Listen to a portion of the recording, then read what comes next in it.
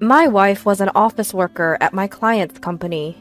At the time, being young, I was drawn to her quiet demeanor. I approached her fervently, and we started dating. 2 years later, I went to her parents' home to seek their approval for our marriage. There, her father unexpectedly suggested that we live with them. Originally from a rural island, I moved to the city for college and fell in love with a small town during my studies. After graduation, I obtained a professional license and started my own practice in the town.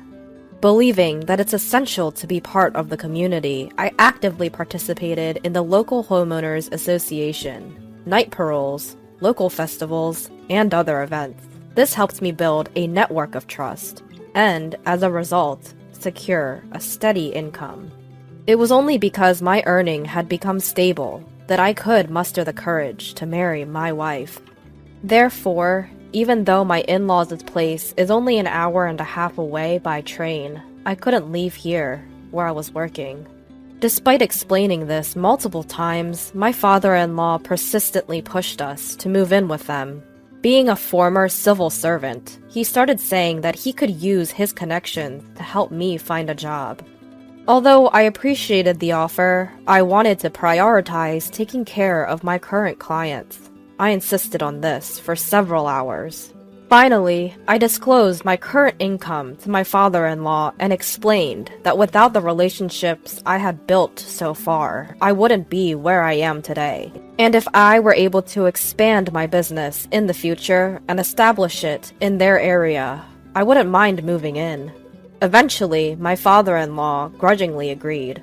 During this whole discussion, everyone except my father-in-law was as silent as the air. No one interrupted the conversation, and my mother-in-law brought tea a few times. My sister-in-law was there at first, but had to leave midway due to work. After getting married, for convenience, I bought a condo near the station, about a 20-minute walk away from my office. My wife, whom we'll call Emily, said she wanted to continue working, and stayed as an office worker. However, after about a year, she suddenly quit her job to get her own professional license, saying she wanted to help me with my business. The exam was tough, but I could see her determination, and I thought it would be better if we could do it as a couple, so I agreed and let her attend a vocational school. However, she almost abandoned household chores while she was studying. Although I let that slide, our relationship temporarily turned tense. Within less than a year, Emily struggled to keep up with her classes and became a stay-at-home wife. She seemed calmer than when she was studying, and our relationship became better again. At one point, I thought it was a marital crisis, so I expressed my love for Emily even more and worked harder. Eventually, Emily became pregnant and gave birth to twin sons, but she began to act strangely from since then. On my days off from work, she would leave the kids and go back to her family's home by herself. At first, she said she wanted to take a break from parenting, and since both of them had started drinking milk formula, and not just breast milk, I was able to take care of them. So I agreed. We had many talks about this, but my wife said she just couldn't tend to 2 kids at once, and since they're boys, she expected me to parent them. I couldn't quite agree, but for the sake of our children, I relocated my office to a closer location and converted it to an office with kids' playroom. We've been visiting my in-laws about once a month, but the last time we went to, my in-laws just wouldn't let us leave. I turned down drinks, telling them that I was driving, but they still served me beer, calling it tea. I could tell from the smell right away, so I didn't drink a sip. By the time our children were 3 to 4 years old, they weren't attached to Emily at all and stuck to me instead. Eventually, Emily began to visit my in-laws, even on weekdays, and at times, she would even spend a week or 2 at their place and not come back. When it started to interfere with my work, I consulted with Emily's family, but the talks with Emily's mother didn't go anywhere because Emily herself wanted to be there. Emily's father didn't answer the phone, so when Emily hadn't come back for a week, I decided to leave my children at daycare and went to my in-laws' place. When I got to their place, I could hear a loud argument even from outside. It seemed that my father-in-law and sister-in-law were yelling at each other. Hesitating a bit, I killed time at a nearby convenience store, and when I visited again, the voices had quieted down, so I rang the doorbell at my in-laws' home. The front door opened, and Emily's sister came out right away, held back by Emily's father, with Emily's mother and Emily just watching. Emily's sister said to me, "Let's go out, I'll tell you everything." To which my father-in-law said to me, "What are you talking about? Come in quickly!" However, Emily's sister and my father-in-law were having a fierce argument at the entrance, so I couldn't enter their place. During a heated argument, it seems a neighbor called the cops, and the police arrived to cool things down. We ended up talking at their place. According to my father-in-law, "Emily constantly being at her parents' house is your fault. Don't listen to your sister-in-law, Susan. She's crazy." But Susan snickered and said, "You've been deceiving Frank from the start, haven't you?" But every time Susan tried to talk, my father-in-law would interrupt and make a fuss, so we couldn't really have a proper conversation. Even when I tried to get Emily to join in, she remained silent. This was going nowhere, so I asked to talk to everyone individually on a later date. To this, my father-in-law made an unbelievable accusation. "You're planning to have an affair with Susan, aren't you?" Upon hearing this, Susan stood up and said, "Fine, that's enough. I'm leaving this house. Be prepared to cut ties with me." Then she walked out of the room. No one else followed her, but I followed her to the door. Susan, with a serious look on her face, handed me a small envelope and urged me to go back inside. After tucking the envelope inside my jacket, I went back to the room where my father-in-law began again. "Looks suspicious, ain't it? You better move in here quickly." I myself was running out of time, and I had to pick up my kids, so I calmly said, "We've already discussed this before we got married. I don't have Susan's number, and I only meet her here. It's getting late, so I'm taking Emily home today." Then I promptly had Emily gather her things, and we headed home. In the car on our way home, I talked with Emily, but she kept repeating, "The kids don't like me. I don't understand boys. I'm useless." Since I still loved Emily, I told her, "Stay with the kids as much as you can. Raise them in your own way, and I want you to be by my side." We picked up our kids from the daycare and went home. Emily cooked dinner, and we all ate together. Emily's cooking skills had declined, but it was still better than mine, and the kids seemed happy eating it. After dinner, unusually, the kids clung to Emily, and Emily smiled and played with them until they all fell asleep together. I had work to do for tomorrow, so I went to my office to organize some documents. That's when I remembered the envelope Susan had given me. Inside was a USB drive. When I checked it on my office PC, it contained text and audio files. The text file was a summary of my father-in-law's living together plan. Knowing that I was self-employed and earning reasonably well compared to my peers, Emily's father planned to have me move in and work from home, and have me contribute my earnings to them. Despite the initial disagreements when we first met, my father-in-law seemingly believed we would eventually agree to live together, and had even bought a luxury car on loan. However, he saw no signs of Emily and I moving in, so Emily's father had the idea to get Emily a professional license, but her failing the exam thwarted his plan. Still, Emily's father couldn't give up on my income.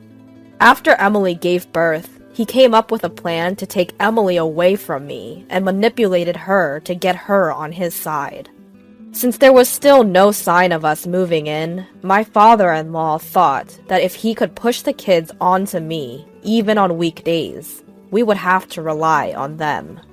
However, I had set up a childcare room in my office.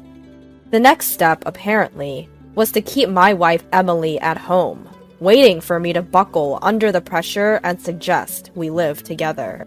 The voice file recorded my father-in-law bragging to Emily, Emily's mother, and Emily's sister about the plan, as well as insults towards me and Emily when things went wrong.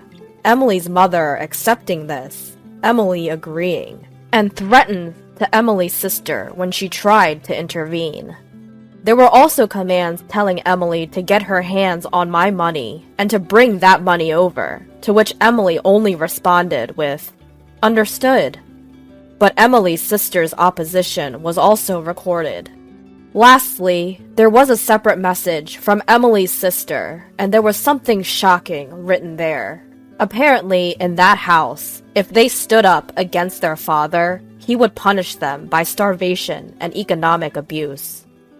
Emily's sister often stood up to such a father, and every time she did, she received unthinkable harassment, such as being denied meals and not being given lunch money. Emily, who grew up seeing this, obediently obeyed her father. To stand up to her father, Emily's sister had been learning judo from the upper grades of elementary school. Of course, Emily's father didn't provide the money, but because she was good at it, a police officer relative allowed her to go to the police station dojo. When Emily's sister was in her first year of high school, she was almost assaulted by Emily's father, of course, in a sexual way. But Emily's sister, who had been training, fended off Emily's father, and it seems there was never another attack after that. However, the way Emily's father looked at and behaved towards Emily was strange, so Emily's sister suggested Emily learn judo as well, but Emily gave up as her parents were against it. After graduating high school, Emily's sister got a job and saved as much money as possible. The plan was to eventually take Emily and run away from their parents' house. But Emily, who was raised too obediently, didn't know how to stand up for herself. I have a feeling Emily's been assaulted by my father-in-law when she was in high school, but there's no evidence. When Susan was at home, Emily would cling to her. So when Emily one day told her sister that she had someone she liked and had been asked out, Susan was truly surprised. At first, Susan would secretly watch them on dates. If he turned out to be a weird guy, she was ready to rescue Emily right away. When my father-in-law proposed the cohabitation plan, she thought I would be alright because I had strongly refused. But after seeing Emily's father's obsession, Emily's sister thought it would be best to leave some evidence for the future. Now, Emily might be assaulted by our father, Susan felt, and she wants me to help Emily as soon as possible. She is sure she can protect herself, so she only wants me to worry about Emily. If I still couldn't trust her, she had written instructions to call her work number from a public phone using an alias. Although I did trust her, I had some questions and needed to confirm a few things, so I called a few days later. Susan provided a few more details.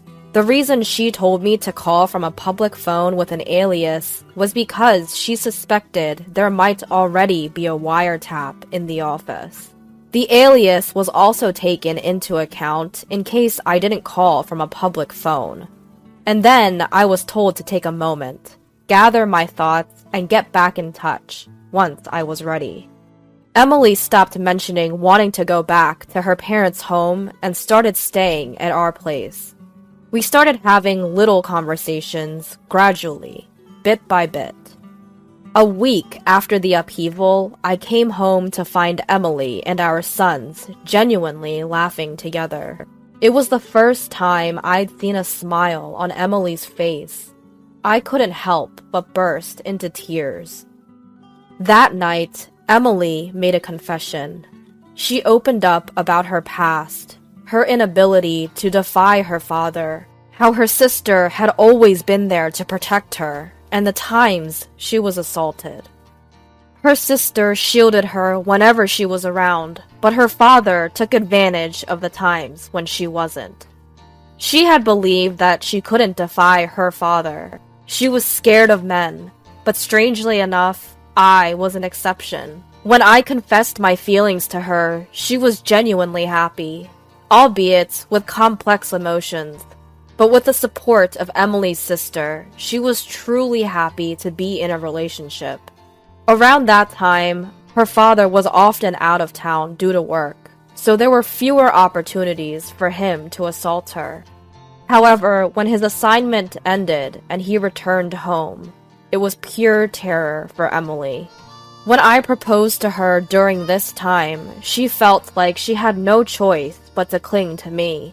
She was taken aback when her father suggested that we live together during our first meeting, but she decided to follow me when I strongly objected. Our marriage was a bliss, until her father insisted that she get a certification. He even threatened to reveal her past to me if she didn't comply. She had no choice but to comply, so she tried her best, but it wasn't enough. Still, she was relieved that she didn't have to go back to her parents' home. Life with me was simply delightful. She was genuinely happy when she became pregnant and we had twins. Initially, Emily's father seemed fond of his grandchildren, which put us at ease. We thought he had changed. But Emily's father hadn't changed after all. He began to separate Emily from me and our children. She was yelled at, threatened, and forced to return every weekend. Eventually, Susan moved back to her parents' home, probably to protect Emily. Then, Emily was told to abandon childcare and household chores on weekdays and dump the kids on me. As she obeyed from being threatened as usual, I set up a daycare room in my office. She said she had never felt such despair, even though she blamed herself. To her, it seemed as if even I was trying to distance myself from her children. And then one day, my father-in-law assaulted her. Despite placing a large package in front of the door and doing her best to defend, it was in vain. Just when she was about to give up, Susan, who had sensed something was wrong, entered the room. From then on, my wife had Susan stay in the same room, and she somehow managed to protect herself. The day I went to the scene of a quarrel between my father-in-law and Susan, it seemed her sister was urging her father to release Emily already. Of course, her father got angry, and a fight ensued. And then I showed up. When we got home that day, she was overwhelmed with my accepting kindness, and at the same time sensed that I had heard something from Susan. She was grateful to be accepted for who she is, and for our sons who always enjoyed the meals she cooked. Many times, she found herself crying in secret. She sincerely wished to always stay here. We spent all night talking and crying together. When our boys woke up the next morning, they seemed shocked, saying, "Dad, don't bully Mom!" Emily started crying all over again, and I joined her. Our sons didn't understand and ended up crying too. We explained that we weren't fighting, but we were just deeply moved. We took the day off work that day and spent a relaxing time as a family. Then I made up my mind and contacted Susan. Surprisingly, all I had to do afterward was leave everything to her. She had not only learned about my father-in-law's unreasonable plans to live with us, but also had evidence of his embezzlement at work. She reported it, and he was arrested. It was reported in the local section of the national newspapers, which eventually led to Emily's parents getting divorced. Thanks to the lawyer that Susan hired, Emily's mother got a hefty amount of alimony and went back to her hometown. Emily's father did not go to prison, but lost everything. At first, he tried to rely on relatives, but nobody would help him when he demanded assistance with his condescending attitude. As a result, he seems to have retreated to some rural area. After that, Emily, the kids, and I lived peacefully. I think we were a very close-knit family, but unfortunately, our happiness only lasted a few years. Emily passed away in an accident. I was devastated for a while, but with the support of those around me, I managed to pull myself together after about a year. During that time, I caused some inconvenience to my business partners, but I somehow worked my way back, and now I'm doing very well, even employing a few people.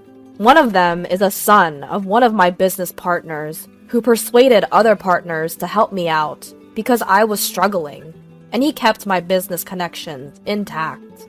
I was truly helped by those around me. Another one is Susan, Emily's sister. She helped me in many ways, and now, after losing her job partly because of that, she is working for me as a secretary. And now, she is dating one of my staff members, and they've both approached me to discuss the possibility of getting married. I'm thinking of celebrating this with my son, who Emily left behind.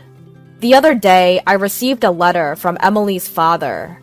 The content was all over the place, but to summarize, it said, "I can come live with you if you want, and send me compensation and travel expenses right away because I'm coming over." So I immediately had my lawyer send him a warning. At the beginning of the letter, he even apologized, saying, "I was wrong at that time." But he always sends a letter around the anniversary of Emily's death, saying, "It's been a long time now, so the statute of limitations must have expired, right?" He's probably still aiming for my earning. I'm aware that he's in a tough situation and is ostracized by his neighbors because of his bragging. Once our sons grow old enough, I think it's time to settle this myself. Of course, I won't break the law, but I need to show him a further taste of hell. Until then, every time I remember this man, I'm fueled to work harder and get a greater revenge at him. Emily must have had a tough time growing up, being abused by her father since young. Despite having her sister and me to protect her, the fact that she couldn't escape from her father's control might suggest that she was practically brainwashed. Sadly, she passed away early, but I believe that she had a happy time in her last few years, as she was able to decisively break away from her father and live peacefully with our children. I am nothing but grateful to Emily's sister, who gave me the opportunity to save Emily, and I want her to be happy for Emily's sake.